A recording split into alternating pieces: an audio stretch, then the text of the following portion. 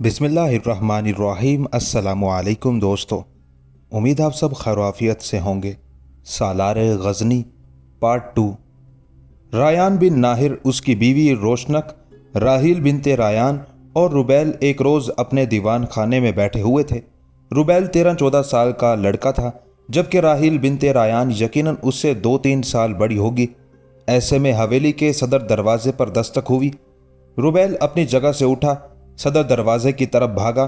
थोड़ी देर बाद वो लौटा और अपने बाबा रायान बिन नाहिर को मुखातिब करके कहने लगा, बाबा, आपको सुल्तान ने तलब किया है। कोई इंतहाई अहम मामला दरपेश है। अभी एक हरकारा सुल्तान की तरफ से आया था। मैंने गली में अली बिन रबी और अब्दुल रज़ाक को भी कसर की तरफ जाते देखा। ये अल्फाज सुनकर राहील बिनते रायान और रोशनक दोनों माँ बेटी किसी कदर फिक्रमंद हो गई थी।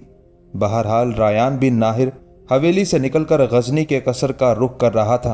काफी देर बाद रायान बिन नाहिर जब घर लौटा तो उस वक्त उसकी बीवी रोशनक, बेटा रुबैल, बेटी राहील बिनते रायान तीनों अपने दीवान खाने में बैठे किसी मौजू पर गुफ्तगू कर रहे थे। शायद वो रायान ही के इंतजार में थे।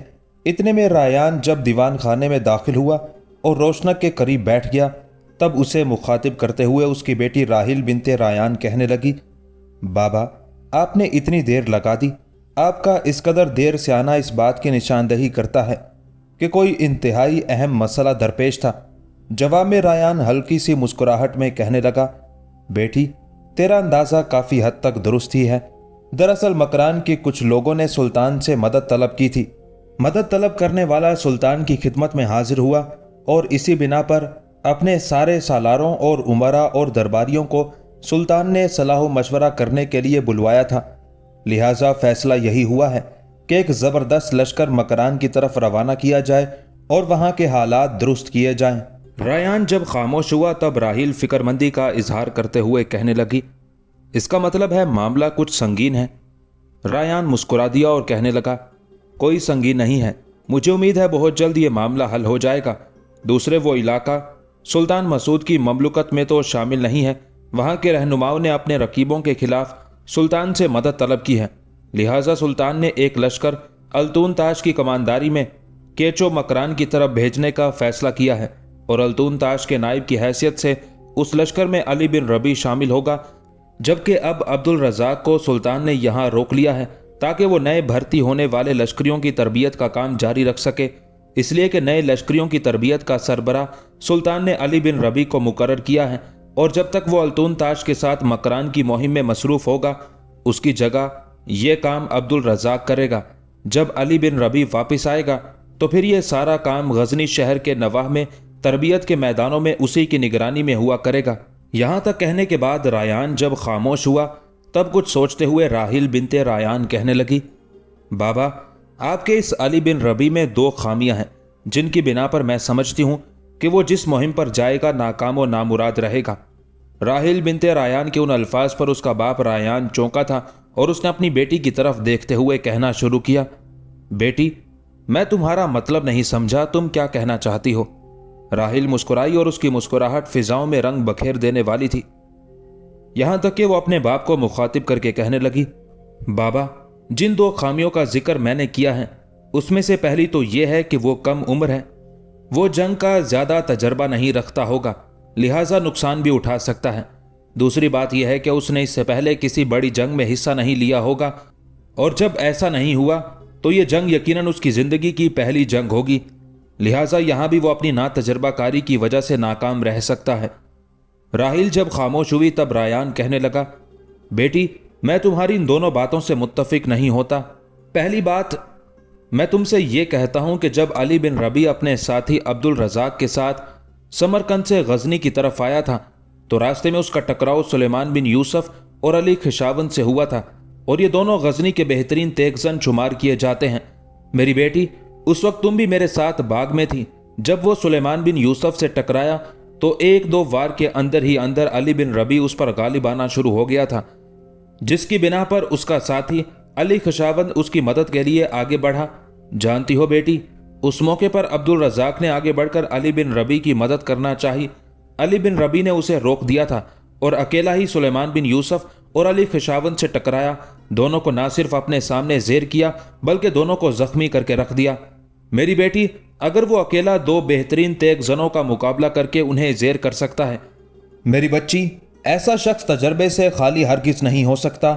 जहां तक उम्र का ताल्लुक है, अगर उसने तेग जनी की अच्छी तरबियत किसी मकतब से की है तब भी वो मार खाने वाला नहीं। जो जोहर उसने सुलेमान बिन यूसुफ और अली खिशावंद के खिलाफ हमारे बाग के बाहर दिखाए थे, उन जोहरों को देखते हुए मैं कह सकता हूं कि कैचो मकरान की जो मुहिम उसको सौंपी गई है उसमें भी वो कामयाब और कामरान ही लौटेगा।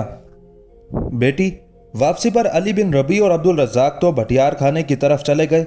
मेरे ख्याल में वो खाना पकाने का एहतमाम घरों में नहीं करते, भटियार खाने से ही खा लेते हैं। वापसी पर मेरे साथ अल्तून ताश था। अल्तून ताश गुज़िश्ता कई दिनों से अब्दुल रज़ाक और अली बिन रबी का जायजा लेता रहा है और उन्हें अपने साथ तरबियत के मैदान में भी लेकर जाता रहा है। रास्ते में मैंने भी इन खदशात का इजहार किया जो तुम कर चुकी हो। मैंने अल्तून ताश से कहा, मेरे ख्याल में इससे पहले अली बिन रबी का जंग का कोई तजर्बा नहीं है, लिहाजा उसे लश्कर का नाइब मुकर्रर करना क्या बहुत तकलीफदेह फैसला साबित ना होगा। जानती हो बेटी क्या हुआ? अल्तून ताश ने जवाब में कह कहा लगाया और कहने लगा, वाह रायान, तुमने भी खूब इंकशाफ किया है। उसका कहना था कि गुज़िश्ता कई दिन से अली बिन रबी उसके साथ तरबियत गाह में काम करता रहा है, लिहाजा अल्तून ताश ने इंकशाफ किया कि अली बिन रबी की तेग जनी का मामला उससे बेहतर ना कोई जान सकता है ना जानेगा।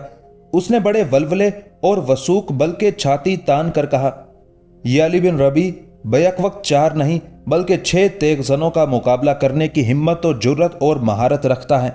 अल्तून ताश मुझ पर यह भी इंकशाफ कर रहा था कि वो सिर्फ तलवार या तीर अंदाजी का धनी नहीं है बल्कि वो गुर्ज चलाने का भी बड़ा माहिर और तजर्बाकार ख्याल किया जाता है।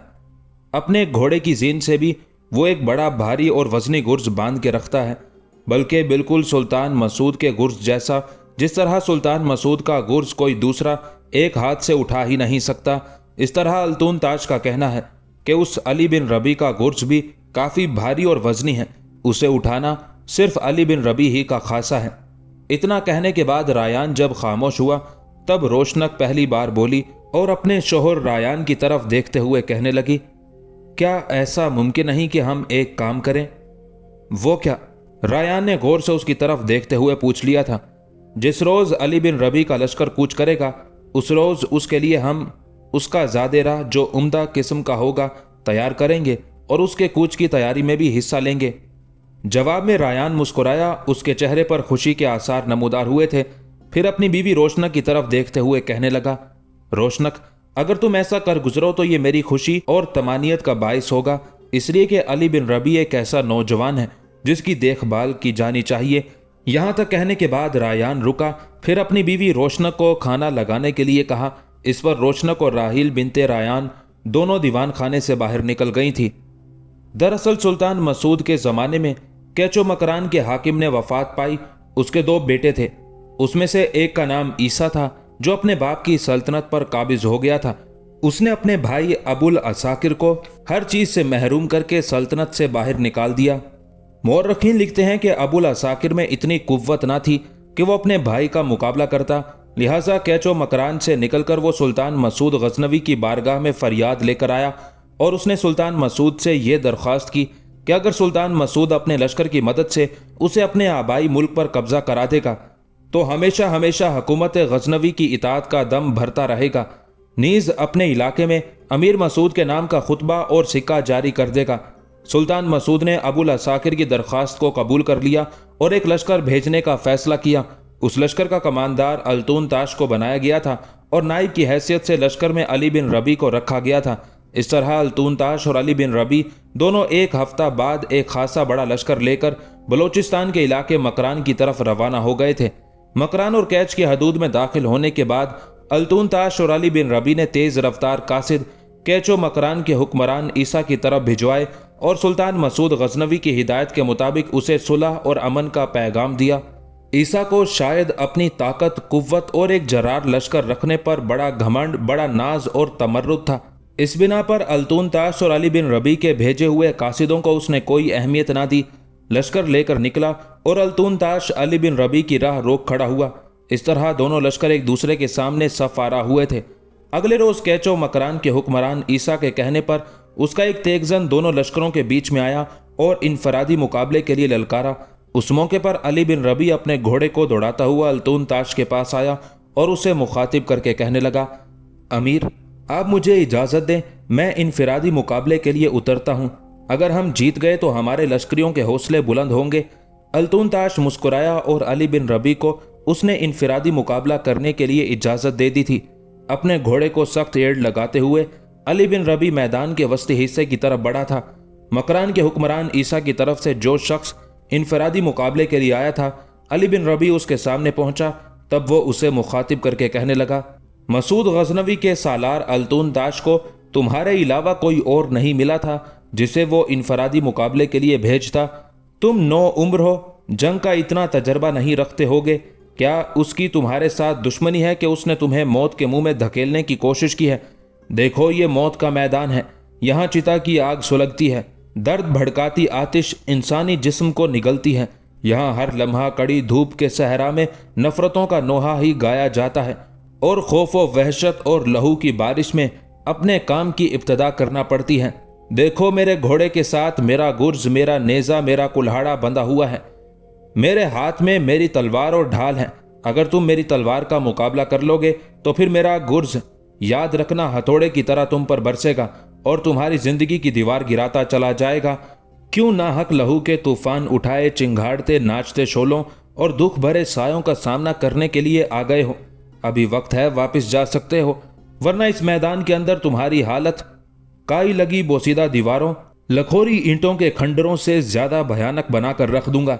इनफरादी मुकाबले पर आने वाले उस जवान के ये अल्फाज सुनकर अली बिन रबी के चेहरे पर अजाबों के खूनी किस्से, लम्हों की बेरोक योरिश, सजाओं की होलनाक दास्तानें रक्स करने लगी थी।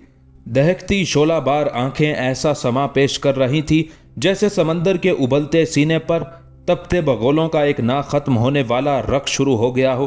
फिर होलनाक आवाज में अली बिन रबी इनफरादी मुकाबले के लिए आने वाले को मुखातिब करके कहने लगा, मेरे मुकाबले पर आने वाले और मुझे मुकाबले की दावत देने वाले, सुन, तेरे जैसे कांटों की चटाइयां बिछाने, शैतानी ख्वाहिशों की तकमील करने वाले, आग की लिपटों के गोरख धंधे खड़े करने वाले, पत्थर फौलाद की संगीन दीवार होने का दावा करने वाले मैंने जिंदगी में बहुत देख रखे हैं। मैंने ऐसे लोगों को भी देखा है जो जिल्लत व पस्ती के कफन पहनाकर गर्म लफ्जों की दफ बजाने का दावा करते थे, लेकिन खुद जिल्लत व पस्ती के कफन पहनकर चलते बने। देख, ज्यादा गुफ्तगू से परहेज कर। जब तूने मुझे मुकाबले की दावत दी तो अब मुझसे टकरा, फिर देखते हैं जमीन किसका लहू मांगती है। अली बिन रबी के उन अल्फाज पर वो बल खा गया था, लिहाजा उसने अपनी तलवार और अपनी ढाल अपने सामने लहराई, अपने घोड़े को एड़ लगाई। फिर वो अली बिन रबी पर हमलावर हो गया था। दूसरी तरफ अली बिन रबी ने भी अपने काम की इब्तदा की और वो सरकशो बेबाक शोलों की तरह हमलावर हुआ था। दोनों कुछ देर तक जमीन की कोख में हैजान पैदा करने वाले गुरसना जज्बों की हरारत दिलों के दारुल अमान को अंधेरों के निहा खानों में तब्दील करती, हल्का दर हल्का फैलती बेकिनार स्याही की तरह टकराते रहे, यहाँ तक कि अली बिन रबी के मद्दे मुकाबिल पर थकावट तारी होना शुरू हो गई। वो लड़खड़ाने के अंदाज में पीछे हटने लगा था। उस मौके पर अचानक अली बिन रबी ने तलवार का एक वार करने के साथ ही अपने दाएं पांव की एक भरपूर ठोकर उसके घुटने पर मारी, जिस पर वो तवाजुन खो बैठा, बेसरोपा होकर जमीन पर गिर गया। अली बिन रबी थोड़ा पीछे हट के खड़ा हो गया। फिर वो खोलती बिफरती ज्वालामुखी और बुखारात के खोलते इल्तिहाब की तरह उसे मुखातिब करके कहने लगा, उठो, फिर से मेरा मुकाबला करने के लिए अपने आप को तैयार करो। जब तक उठकर खड़े नहीं होते, संभलते नहीं, उस वक्त तक मैं तुम पर हमलावर नहीं होऊंगा। इस पर वो शख्स इनफरादी मुकाबला करने के लिए उठा ही नहीं, ना उसने अपनी तलवार जो उसने छोड़ दी थी दोबारा उठाई। यहाँ तक कि अली बिन रबी पीछे हट गया और कहने लगा, अगर तुम मुकाबला नहीं करना चाहते तो ना सही, मैं तुम्हें कत्ल नहीं करूंगा। तुम हार तस्लीम कर चुके हो, लिहाजा वापस चले जाओ। उस मद्दे मुकाबिल ने उसे अपने लिए गनीमत जाना, फौरन उठा, अपने घोड़े पर बैठा और उसे एड़ पर एड़ लगाता हुआ वापस चला गया था, जबकि अली बिन रबी अपने लश्कर की तरफ चला गया था। मकरान और केच के हुक्मरान ईसा ने अपने लश्कर को दो हिस्सों में तकसीम किया था। दूसरी तरफ अल्तून ताश और अली बिन रबी का लश्कर भी दो हिस्सों में तकसीम हुआ था। एक अल्तून ताश के पास और दूसरा अली बिन रबी के पास था। चुनाचे मकरान और कैच के हुक्मरान ईसा ने हमलावर होने में पहल की और वो गजनवी लश्कर पर फिराक रुतों की अलमखेजियों की तरह हमलावर हो गया था। जवाबी कार्रवाई करने के लिए अल्तून दाश और अली बिन रबी ने भी अपने लश्कर को मशरिक व मगरिब तक फैल जाने वाले तशद्दुद व तबाहकारी, संगो खिश तक को पिघला देने वाले सेले आतिश के तूफान की तरह आगे बढ़ाया। फिर वो कैचो मकरान के हुक्मरान ईसा के लश्कर पर हमलावर हो गए थे। इस तरह बलोचिस्तान की सरजमीनों में दोनों लश्कर जब एक दूसरे पर हमलावर हुए तो रूहों की चीखें, लपकती खूनी कज़ा और हवस भरी नाउमीदियां चारों तरफ रक्स करने लगी थी। कुछ देर तक होलनाक जंग होती रही। ईसा खान की बदकिस्मती, जंग शुरू होने से पहले अल्तून ताश और अली बिन रबी की तरफ से सुलह सफाई की पेशकश की गई, लेकिन ईसा खान अपनी ताकत और कुव्वत के घमंड में बदमस्त था। उसने अल्तून ताश और अली बिन रबी की किसी भी तजवीज़ को सुनने से इनकार कर दिया। बस जंग करने पर तुला रहा, जिसका नतीजा ये हुआ कि उसे बदतरीन शिकस्त का सामना करना पड़ा। और मुअर्रिखीन लिखते हैं कि उस जंग में अनगिनत लश्करियों के अलावा खुद ईसा खान जो कैचो और मकरान का हुक्मरान था वो भी मारा गया।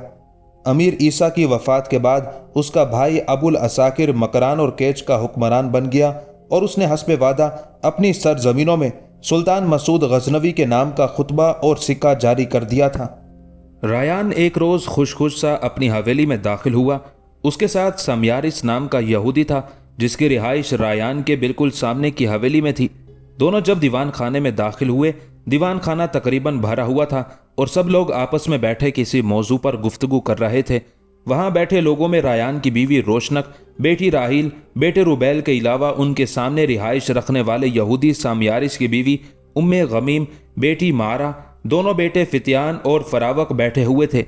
रायान और सामयारिस दोनों जब मुस्कुराते हुए खुश खुश दीवान खाने में दाखिल हुए और जो नशिस्तें खाली थी उन पर बैठ गए, तब रायान की बीवी रोशनक उन दोनों की तरफ देखते हुए कहने लगी, मैं देखती हूँ आप दोनों आज कुछ मामूल के खिलाफ ज्यादा ही खुश और मुस्कुराते हुए दिखाई दे रहे हैं। क्या दोनों के हाथ कोई बहुत बड़ा खजाना आ गया है या बाग के फल आज ज्यादा कीमत पर फरोख्त हो गए हैं? रोशनक के उन अल्फाज पर रायान खुलकर मुस्कुराया। उस मौके पर वही हालत दूसरे यहूदी सामयारिस की भी थी। यहाँ तक कि रायान अपनी बीवी रोशनक को मुखातिब करके कहने लगा, रोशनक तुम्हारा कहना दुरुस्त है। दरअसल हम दोनों अली बिन रबी की वजह से खुश और मुस्कुराते हुए दिखाई दे रहे हैं। रायान के उन अल्फाज के जवाब में सामयारिस की बीवी उम्मे गमीम बोल उठी और कहने लगी, उसकी तरफ से आप लोगों को क्या खुशी मिल गई है? वो मकरान और कैच की मुहिम पर गया था और सुना गया है कि मकरान की मुहिम में उसने बड़े कारहाय नुमाया सर अंजाम दिए, जिसकी वजह से उसकी कारगुजारियों की खबर अल्तून ताश ने सुल्तान मसूद गजनवी को दी, जिसका यह नतीजा निकला कि सुल्तान मसूद गजनवी ने अली बिन रबी को एक खासे बड़े लश्कर का सालार बना दिया है। साथ ही सुल्तान उस पर बड़ा एतमाद और भरोसा करने लग गया है। लेकिन इस मामले को तो कई रोज गुजर गए।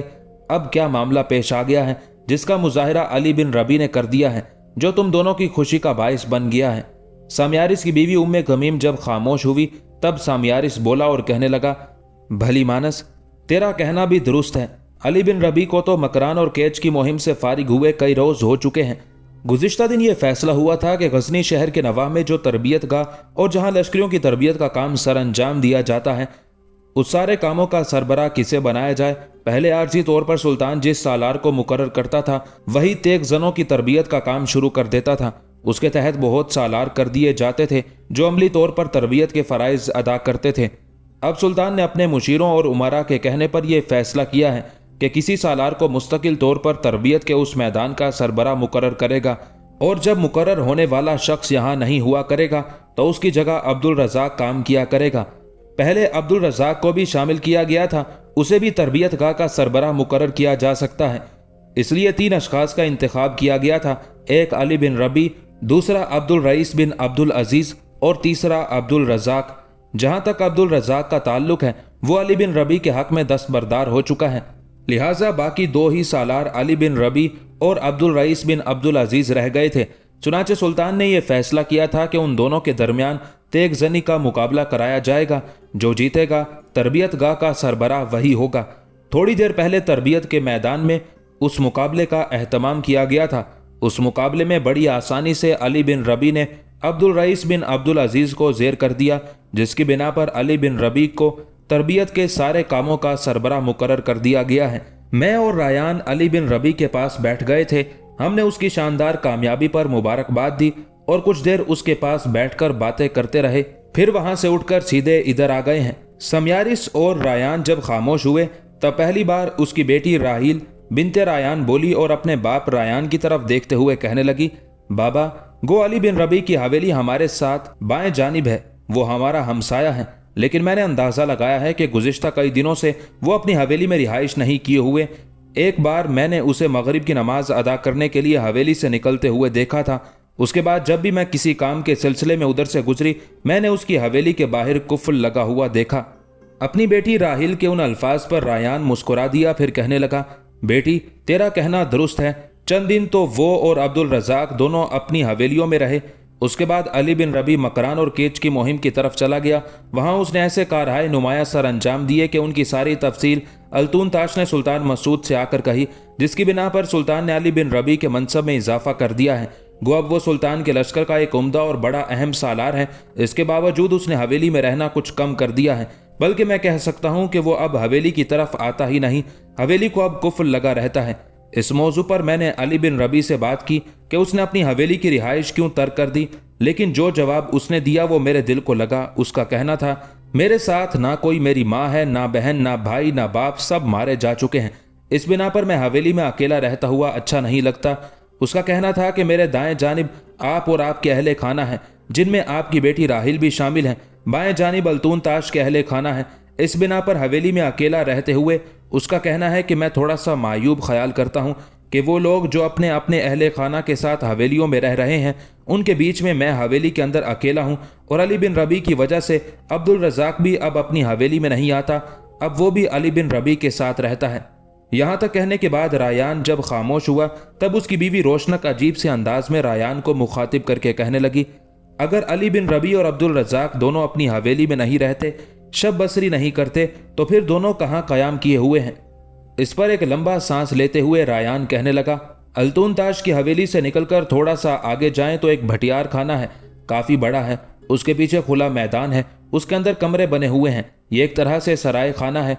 अली बिन रबी, अब्दुल रज़ाक वहीं से खाना खाया करते थे, बल्कि अब भी वहीं से खाते हैं। उस भटियार खाने के मालिक का नाम समर खान है। वो अली बिन रबी का बड़ा मद्दाह और बड़ा अकीदतमंद है।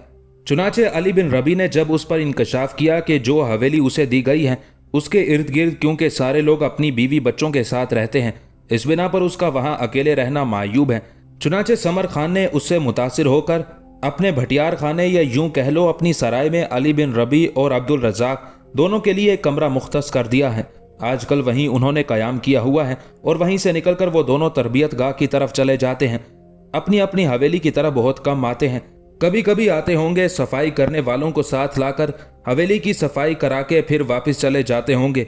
यहाँ तक कहने के बाद रायान खामोश हो गया और उसकी जगह दूसरा यहूदी सामयारिस बोला और कहने लगा, मेरी इस अली बिन रबी से 2 बार ही मुलाकातें हुई हैं, लेकिन मैं उसकी गुफ्तगू से बड़ा मुतासिर हुआ हूँ।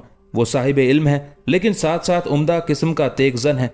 मैं उसे 2-3 बार तरबियत गाह के मैदान में भी देख चुका हूँ। तलवार जनी की तरबियत भी खूब देता है, और जब वो गुर्ज की तरबियत देता है तो गुर्ज को यूं घुमाता है जैसे जमीन का सीना फाड़ कर रख देगा।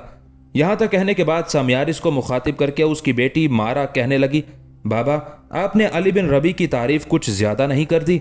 सामयारिस मुस्कुराया और कहने लगा, मेरी बेटी सुन, जिस तरह जिस कार्रवाई में मैंने उस अली बिन रबी को देखा है, कसम मूसा और हारून की, मैं उसकी हर कैफियत को बयान करने में नाकाम रहा हूँ, इसलिए कि मेरे पास अल्फाज नहीं जो मैं इस्तेमाल करूं। जो कुछ मैंने कहा है, अली बिन रबी उससे भी बाला और उससे भी बहुत ज्यादा ताकत और कुव्वत रखने वाला नौजवान है। इतना कहने के बाद सामयारिस रुका, कुछ सोचा, फिर दोबारा सबको मुखातिब करके कहने लगा, आज मेरा इरादा था कि इस अली बिन रबी और इसके साथी अब्दुल रज़ाक की अपने हाथ दावत करूंगा, लेकिन मैंने जब ये दावत अली बिन रबी को दी तो उसने माजरत कर ली कि उसके पास कुछ ऐसे काम है जिनकी वजह से फरागत नहीं होगी, लिहाजा वो दावत में नहीं आ सकेगा। मैं भी चुप हो रहा, इस बिना पर कि मैं चाहता था कि जब उसका मिजाज बहुत अच्छा हो, हंसमुख होकर बातें कर रहा हो, तब मैं उसे दावत का पैगाम भिजवाऊंगा और मुझे उम्मीद है कि वो इनकार नहीं करेगा। यहाँ तक कहने के बाद सामयारिस कुछ देर खामोश रहा, फिर अपनी बीवी उम्मे गमीम की तरफ देखते हुए कहने लगा, मेरे ख्याल में अब चलें, खाने की तैयारी का भी कुछ करना है। उम्मे गमीम से पहले ही रायान की बीवी रोशनक उठी और उम्मे गमीम को मुखातिब करके कहने लगी, आज शाम का खाना सबका हमारे यहाँ होगा। पहले कोई नहीं जाएगा, शाम का खाना यही खाएंगे, फिर अपने घरों को वापस जाएंगे। चुनाचे उस रोज शाम का खाना सामयारिस, फितियान, फरावक, मारा और उनकी माँ उम्मे गमीम ने रायान के यहाँ खाया और उसके बाद सब उठकर अपनी हवेली की तरफ चले गए। रायान की हवेली के बिल्कुल सामने रिहाइश रखने वाला यहूदी सामयारिस एक रोज अपनी हवेली के दीवान खाने में बैठा हुआ था कि उसकी बीवी उम्मे गमीम दीवान खाने में दाखिल हुई। कुछ संजीदा और फिक्रमंद थी। आगे बढ़कर वो सामयारिस के सामने बैठ गई। सामयारिस ने थोड़ी देर तक बड़ी गहरी निगाहों से उसका जायजा लिया, फिर उसे मुखातिब करके कहने लगा, मैं देखता हूं तुम आज मामूल से कुछ ज्यादा संजीदा और फिक्रमंद हो। क्या कोई गैर मामूली वाकया हो गया है? सामयारिस के उन अल्फाज पर उम्मे गमीम भी चौंकी थी। फिर कहने लगी, घर में एक बहुत बड़ा मसला उठ खड़ा हुआ है। कैसा मसला? सामयारिस ने चौंकने के अंदाज में पूछ लिया था। जवाब में उम्मे गमीम ने एक लंबा सांस लिया, फिर वो दुख भरे अंदाज में कहने लगी, मैं गुज़िश्ता कई दिनों से इस मौजू पर आपसे गुफ्तगू करना चाहती थी, लेकिन हिम्मत नहीं पड़ रही थी। दरअसल हमारा बड़ा बेटा फितियान राहिल को बुरी तरह पसंद करने लगा है। गुज़िश्ता कई दिनों से वो मेरे पीछे लगा हुआ है कि राहिल बिनते रायान से उसके रिश्ते की बात की जाए, लेकिन मैं मामले को टालती रही। राहिल इंतहा दर्जे की खूबसूरत, दराज कद और खुश शक्ल, खुशगवार शख्सियत की मालिक है। उसके सामने फितियान की मर्दाना वजाहत की कोई हैसियत नहीं है। मैं डरती हूं कि अगर फितियान के लिए राहिल का हाथ मांगा गया तो राहिल ही नहीं, उसके माँ बाप भी इनकार कर देंगे। इनकार हो गया तो फिर यह फितियान जज्बाती हो जाएगा, इसलिए कि उसका कहना है वो हर सूरत में राहिल से शादी करना चाहता है, और अगर ये शादी ना हुई तो जिंदगी भर शादी नहीं करेगा। इस मामले में उसका भाई फरावक भी उसका साथ दे रहा है, बल्कि दोनों एक तरह से जज्बाती हो रहे हैं। वो चाहते हैं कि राहिल दुल्हन बनकर इस घर में आए। यहाँ तक कहने के बाद उम्मे गमीम जब खामोश हुई तब कुछ देर तक सामयारिस गहरी सोचों में डूबा रहा। फिर कहने लगा, चंद दिन का वक्फा डालो, फिर मैं, तुम दोनों मियाँ बीवी राहिल बिनते रायान का रिश्ता मांगने के लिए उनके पास जाएंगे, और मुझे उम्मीद है कि हम अपने मकसद में कामयाब हो जाएंगे। कोई बड़ा मसला नहीं है।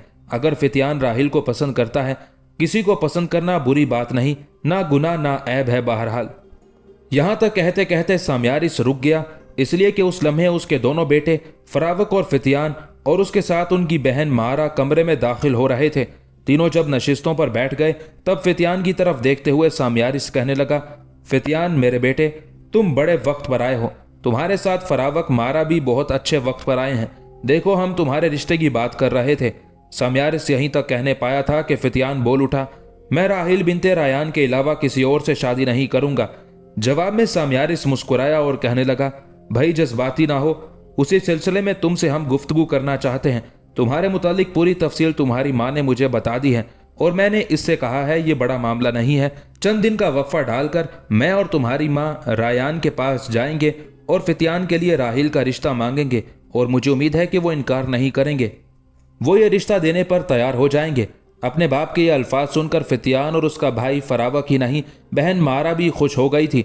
यहाँ तक कि सामयारिस फिर अपने बेटे फितियान को मुखातिब करके कहने लगा, फितियान मुतमईन रहो, हमें चंद दिन दो, उसके बाद हम तुम्हारी शादी राहिल बिनते रायान से करने के सिलसिले में इब्ने नाहिर और माँ रोशनक से बात करेंगे। अपने बाप के ये अल्फाज सुनकर फितियान की खुशी की कोई हद ना थी। यही हालत फरावक और मारा की भी थी। तीनों बहन भाई बेपनाह खुशी का इजहार कर रहे थे। उस मौके पर सामयारिस बड़े गौर से फितियान और फरावक अपने दोनों बेटों की तरफ देखते हुए कहने लगा, फितियान, जहां तक तुम्हारी शादी का ताल्लुक है, इस सिलसिले में हम राहिल का रिश्ता उसके बाप रायान से मांगेंगे।